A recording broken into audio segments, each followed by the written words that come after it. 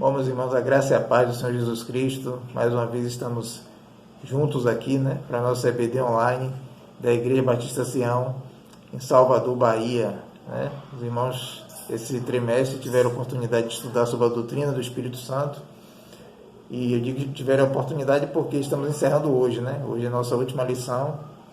Aliás, domingo passado o irmão Almiro fez uma lição também excelente, Eu espero que os irmãos tenham acompanhado durante esse período, Hoje encerrando com a 13ª lição. Então, que os irmãos realmente tenham acompanhado e tenham aprendido um pouco mais, tirado suas dúvidas, Aqueles que estão nas classes presenciais, aqueles que estão assistindo de forma online, que também possam colocar suas dúvidas aí para nós através do WhatsApp, através do próprio YouTube, para que possam ser dirimidas as dúvidas, porque a intenção aqui é exatamente de trazer conhecimento, de dialogar com os irmãos, de procurar uma forma de estarmos crescendo na palavra, no conhecimento do Senhor Jesus Cristo. Mas vamos lá.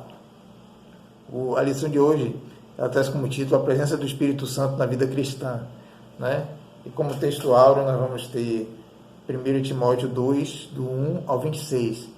Por ser um texto extenso, para uma aula online, eu espero que os irmãos já tenham lido em casa, lido em seus lares, e nós vamos tratar de alguns versículos, algumas partes desse texto aqui na nossa lição.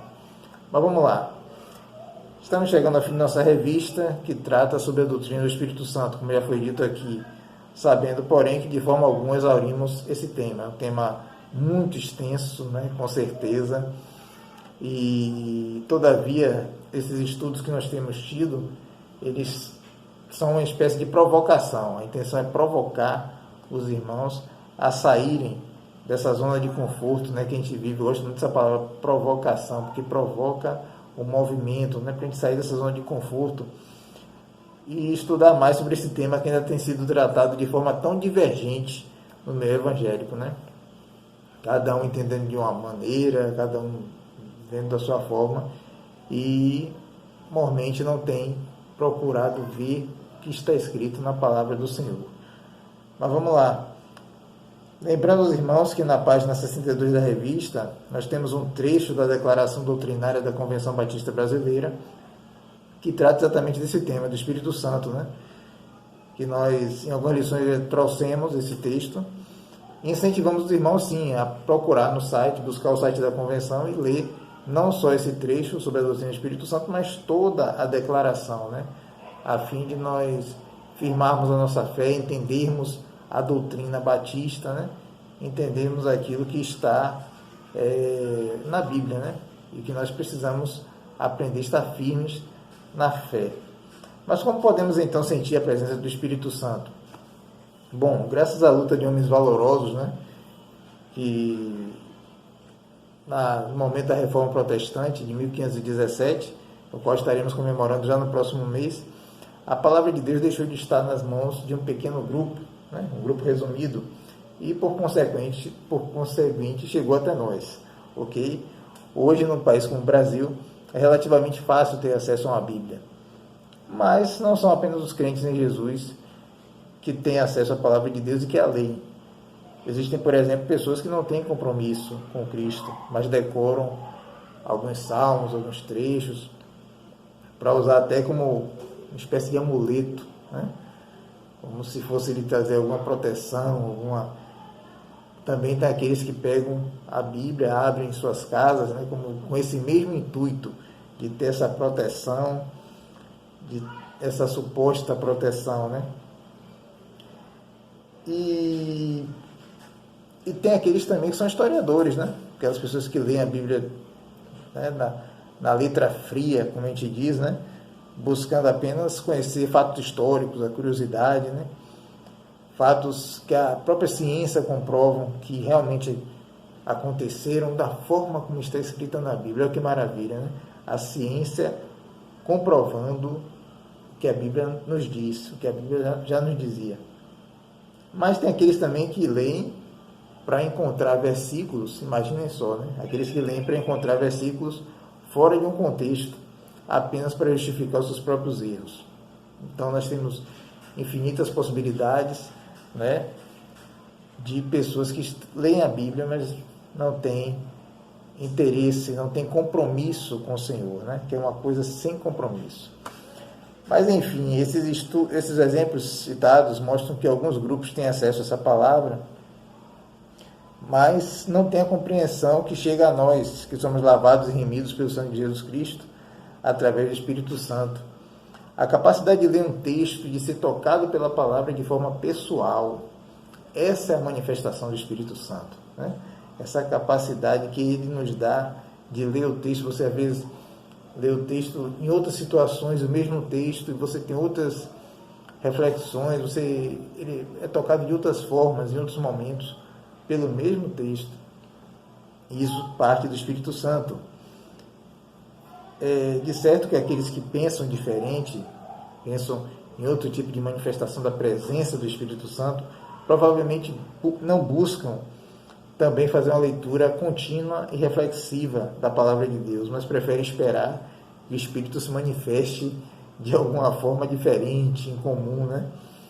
Através, inclusive, de rituais que nada tem a ver com a nova aliança, né? Pessoas que buscam, através de outras formas, para ver essa manifestação sobrenatural do Espírito Santo, quando você ora a Deus, quando você lê a palavra, quando você entende aquilo que o Senhor tem para a sua vida, é o Espírito Santo se manifestando através dessa compreensão, dessa tranquilidade, dessa paz que Ele lhe dá para poder entender. Mas vamos seguindo. E a gente vem... A gente vai dizer o seguinte: como podemos então ser receptíveis e nos tornar vasos de bênção? O vaso é um recipiente que por si só não tem serventia, a menos que seja para enfeite, né? O que não é o nosso caso. Aliás, muitas pessoas usam vasos como enfeite, né? Mas, né, se a gente for olhar uma analogia que nós temos na Bíblia, nós temos que entender que nós não fomos chamados para mostrar uma aparência externa. E aí Jesus, quando ele tem aquele encontro com os escribas e fariseus, em Mateus 23, versículo 27, ele utiliza expressões fortes, né? Chamando-os de hipócritas e sepulcros caiados, né? Que são estruturas que por fora parecem formosas, né? Era o lugar onde era colocado o corpo, né? Daquele falecido, mas por fora tinha um aspecto formoso, mas interiormente, como está escrito, né, estavam cheios de ossos de mortos e de toda imundícia. E no texto de 2 Timóteo 2,20, que é um dos versículos do nosso texto áureo, Paulo ainda diz assim, ora, numa grande casa não somente há vasos de ouro e de prata, mas também de pau e de barro, uns para a honra, outros, porém, para a desonra. Ou seja, temos que tomar cuidado, né, com o tipo de vaso que temos sido. Um vaso precisa ser cheio, ter conteúdo. Esse conteúdo é o Espírito Santo que precisa transbordar em nossa vida. E para isso não podemos ser econômicos na utilização de recursos espirituais disponíveis. Essa é uma citação do próprio autor da nossa revista, né? Ele coloca que nós não podemos ser econômicos nessa utilização desses meios, que é o quê? A oração, o estudo da palavra, a busca por mais conhecimento, né? Conhecimento que vai agregar, né? Através da historicidade, você procurar em livros históricos que acrescentem o seu conhecimento do contexto bíblico, do momento, porque quanto mais a nossa mente se abre, quanto mais a nossa visão se abre para o que estava acontecendo na Bíblia, quando a Bíblia retrata, por exemplo, um texto que Paulo escreve a Timóteo, quando a gente vai pensar que Timóteo era um jovem, né? Ele tinha as paixões de um jovem, e aí a gente vai começar a entender que Paulo não estava falando com um idoso, né? Então são contextos, coisas que parecem simples, né? Mas quando a gente para pensar, para entender cada coisinha dessa aí, você vê como a sua visão do Evangelho fica muito mais clara, a sua visão da Bíblia como um todo, melhor dizendo. Nesse processo, precisamos nos achegar ao Senhor com humildade do Espírito, nesse processo em que nós entendemos que o vaso também precisa ser consertado. Quando o vaso ele tem uma rachadura, quando o vaso está ferido, ele tem que ser remoldado, né? Reconstruído pelo seu oleiro. E para isso nós temos que ter humildade de chegar diante do Senhor e pedir que haja essa transformação. Em 1 João 9, diz: se confessarmos nossos pecados, Ele é fiel e justo para nos perdoar os pecados e nos purificar de toda injustiça. Ou seja, esse processo de confessar é algo que precisa ter humildade, né? Para chegar diante do Senhor e expor ao Senhor a nossa fraqueza, a nossa debilidade perante Ele.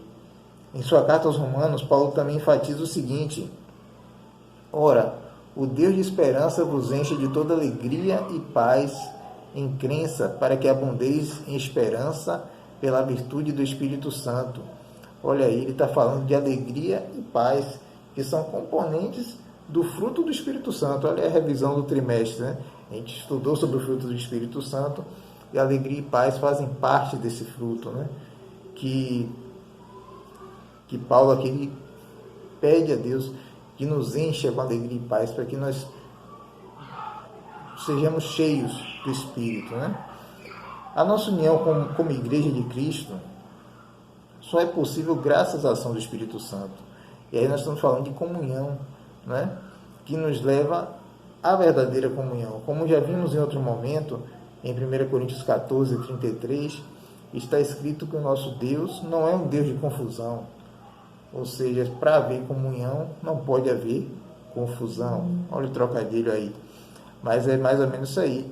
Ele nos concedeu um espírito de paz.